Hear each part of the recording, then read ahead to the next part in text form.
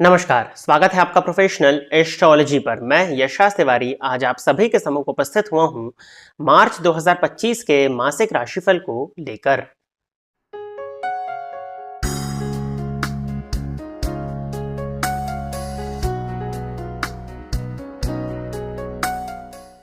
इस राशिफल के कार्यक्रम में हम चर्चा करने जा रहे हैं कि आपके लिए ये मार्च 2025 का मंथ क्या लेकर के आ रहा है, क्या लाभ और क्या हानि, आपका करियर कैसा होने वाला है, आपके लिए धन की स्थिति इस मंथ में कैसी रहने वाली है, लव एंड रिलेशनशिप के पॉइंट ऑफ व्यू से आपके लिए मंथ कैसा होने वाला है, साथ ही साथ आपका दाम्पत्य जीवन, आपका व्यापार, आपका करियर और जीवन के विभिन्न पहलुओं पर हम आज के इस कार्यक्रम में चर्चा करने जा रहे हैं। जैसा कि आप सभी दर्शक जानते हैं, जो हमारा राशिफल का कार्यक्रम होता है वो गोचर पर आधारित होता है और इस मंथ में यदि आप देखें तो केवल और केवल सूर्य ग्रह का राशि परिवर्तन होने वाला है, जो कि 14 मार्च 2025 को कुंभ राशि को छोड़ करके मीन राशि में प्रवेश करेंगे। साथ ही साथ गोचरीय घटना के रूप में यदि आप देखते हैं तो 2 मार्च 2025 से 13 अप्रैल 2025 तक शुक्र वक्री होने जा रहे हैं और 15 मार्च 2025 से 7 अप्रैल 2025 तक बुध भी वक्री होने जा रहे हैं।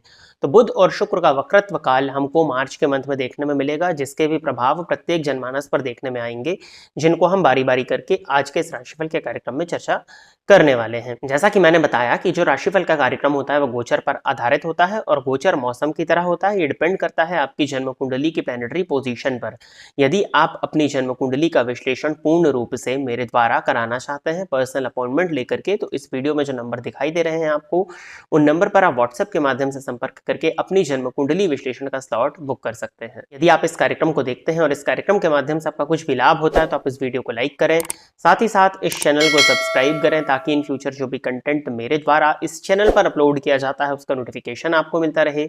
यदि इस कार्यक्रम के माध्यम से आपका कुछ भी लाभ होता है तो आप इस वीडियो को ज्यादा से ज्यादा लोगों के साथ में शेयर करें ताकि और भी लोगों का लाभ और उसका माध्यम आप सभी दर्शक बने। आइए अब हम चर्चा प्रारंभ करते हैं राशियों के क्रम में। 9वीं राशि अर्थात धनु राशि के जातकों के लिए मार्च 2025 का ये मंथ क्या लेकर के आ रहा है। धनु राशि के जातकों के लिए देखा जाए तो भाग्य भाव के स्वामी सूर्य बनते हैं और ये इस मंथ में 14 मार्च के बाद में राशि परिवर्तन करके चतुर्थ स्थान में संचरण करना प्रारंभ करेंगे और प्रेजेंटली ये 1 मार्च से 14 मार्च तक आपके लिए 3rd हाउस में संचरण कर रहे हैं। भाग्येश का तीसरे भाव में संचरण करना आपके लिए कई मामलों में बहुत फेवरेबल है। इसका ये फायदा आपको देखने में मिलेगा कि किसी भी तरह का शॉर्ट ट्रेवल यदि आपका होता है तो उस ट्रेवल से आप अच्छी इनकम जनरेट कर सकते हैं। ट्रेवल के माध्यम से आपको लाभ देखने में मिल रहा है। साथ ही साथ भाग्येश का संबंध यदि तृतीय भाव से बन जाए तो आप जितना एफर्ट्स करते हैं, आप जितनी मेहनत करते हैं, उतना ही आउटपुट आपको देखने में मिल जाता है और कई बार आपको आपके भाग्य का साथ भी मिल जाता है। तो कम इनपुट में ज्यादा आउटपुट भी आप इस मंथ में एक्सपेक्ट कर सकते हैं 1 मार्च से लेकर के 14 मार्च तक। हाँ, पड़ोसियों के साथ में जरूर आपके संबंध इस समय पर खराब हो सकते हैं और छोटे भाई बहनों के साथ भी आपके रिलेशंस थोड़े खराब होते हुए दिखाई दे रहे हैं। पिता के स्वास्थ्य में परेशानियां आ सकती हैं। 14 मार्च तक आपको अपने फादर की हेल्थ का ध्यान देना चाहिए। आपको भी हड्डियों में, जोड़ों में, स्पेशली कंधों में दर्द की शिकायत महसूस हो सकती है, तो आपको अपनी हेल्थ का थोड़ा ध्यान देने की जरूरत इस मंथ में पड़ेगी, स्पेशली आपकी बोन्स की हेल्थ का। अब ये जो चतुर्थ ग्रही योग आपके लिए जन्म कुंडली के चतुर्थ स्थान में बन रहा है, ये कुछ मामलों में तो फेवरेबल है बट कुछ मामलों में आपको नुकसान देगा। 14 मार्च तक यदि हम देखते हैं तो 3 ग्रहों की युति आपके लिए 4th हाउस में होने वाली है, बुध, राहु और शुक्र की। बुध यहाँ पर नीच राशि में बैठे हैं और शुक्र यहाँ पर उच्च राशि में बैठे हैं। शुक्र यहाँ पर 2 मार्च को वक्री हो जाएंगे तो उच्च राशि में बैठ करके नीच के समान फल देना प्रारंभ कर देंगे। और दूसरी चीज, बुध यहाँ पर नीच राशि में बैठे हैं, 14 मार्च के बाद में जब ये वक्री होंगे तो ये उच्च के समान फल देना प्रारंभ कर देंगे। चतुर्थ स्थान में सबसे पहले हम शुक्र को यदि समझें तो ये षष्ठेश होकर के चतुर्थ में बैठे हैं और लाभेश होकर के चतुर्थ में बैठे हैं। अब ये नीच के समान भी फल देंगे तो कुछ मामलों में तो ये अच्छा होगा बट कुछ मामलों में ये बुरा भी हो जाएगा। कैसे? जैसे अच्छा इन मामलों में होगा कि भूमि, भवन और वाहन से संबंधित किसी भी तरह की परेशानी यदि आपकी थी तो वो इस मंथ में सॉल्व हो जाएगी। बहुत लंबे समय से यदि आप भूमि, भवन या वाहन लेना चाह रहे थे तो वो इस समय पर आप ले सकते हैं। मनोनुकूल वाहन आने की संभावनाएं बनती हैं। घर को डेकोरेट करना चाह रहे थे, घर में इंटीरियर का काम कराना चाह रहे थे, अपने आसपास के माहौल को सुसज्जित और सुंदरता से भरना चाह रहे थे तो वो इस मंथ में हो जाएगा। परंतु वहीं षष्ठपति बनकर के चतुर्थ स्थान में बैठे हैं तो भूमि, भवन और वाहन के लिए हो सकता है कि आपको लोन लेना पड़े और उस लोन की वजह से आपको परेशानी, मानसिक अशांति और बेचैनी महसूस हो इस मंथ में। शुक्र चतुर्थ स्थान में जाएंगे जो कि षष्ठेश है और लाभ भाव भी छठे से छठा है, तो घर में कलह का वातावरण उत्पन्न हो सकता है और जीवन साथी के साथ में मतभेद, आप आपके इस मंथ में हो सकते हैं, तो आपको इस बात का थोड़ा सा ध्यान देने की जरूरत होगी। शुक्र वैसे तो चतुर्थ स्थान में दिग्बली होते हैं, तो आपको आपका एक डायरेक्शन तो क्लियर ही होगा कि आपको अपने मैरिड लाइफ में अपने स्पाउस के साथ में किस तरह से बॉन्डिंग को बनाना है। बट फिर भी वो राहु के साथ होंगे और नीच की तरह फल देंगे, तो हो सकता है कि आप भी अपना बुद्धि विवेक का इस्तेमाल ज़्यादा ना कर सकें। वैसे 14 मार्च के बाद में जब बुध, जो कि बुद्धि के कारक है, वो वक्री होकर उच्च के समान फल देंगे, तो ये प्रॉब्लम अपने आप कुछ हद तक कम तो हो ही जाएगी।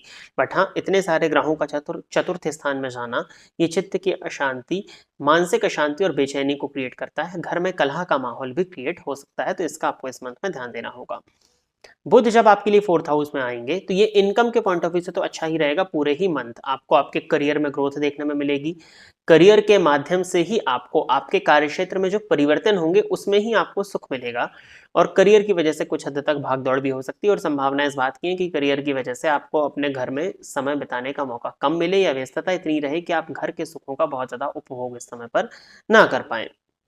हालांकि सुख में वृद्धि होती हुई आपके लिए इस मंथ में दिखाई दे रही है। बुध चतुर्थ स्थान में होंगे, और यदि आपको लंग्स से संबंधित या हार्ट से संबंधित किसी तरह की परेशानी है, तो थोड़ा आपको सावधान होने का प्रयत्न इस मंथ में करना चाहिए। और स्किन से संबंधित परेशानी भी यदि आपको है, तो वो आपकी इस मंथ में बढ़ सकती है।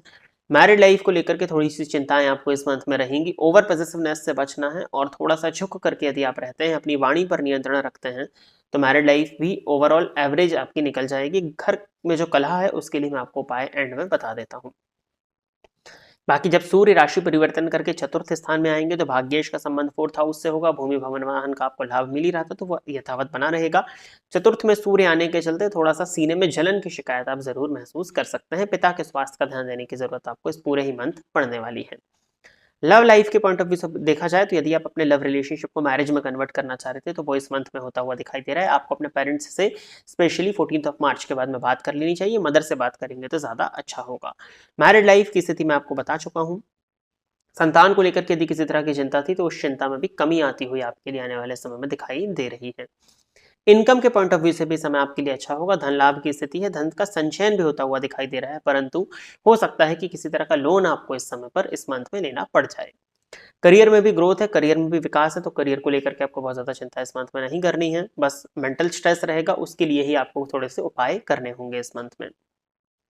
हेल्थ के पॉइंट ऑफ व्यू से मैंने आपको थोड़ा सा सावधान किया है। ग्रह कलह की जो स्थिति बन रही है, उसके लिए आप एक उपाय करें कि नॉर्थ ईस्ट डायरेक्शन में हो सकता है आपका मंदिर वहां पर हो, जो कि बहुत अच्छी चीज़ है। नॉर्थ ईस्ट डायरेक्शन में कील ठोक करके रुद्राक्ष की माला वहां पर टांगिएगा, और नित्य सायंकाल वहां पर घी का दिया जलाएं। आप जलाएं या आपके गृह स्वामी जो भी है वो जलाएं, बट कोई एक व्यक्ति वहां पर जलाए, तो इससे ग्रह कलह की परेशानी में काफी हद तक कमी आपको देखने में मिल जाएगी। साथ ही साथ नित्य शिव जी के मंदिर में जाकर के शिवलिंग पर एक लोटा जल अर्पित करना इस मंथ में आपके लिए काफी फेवरेबल मैं देख पा रहा हूँ।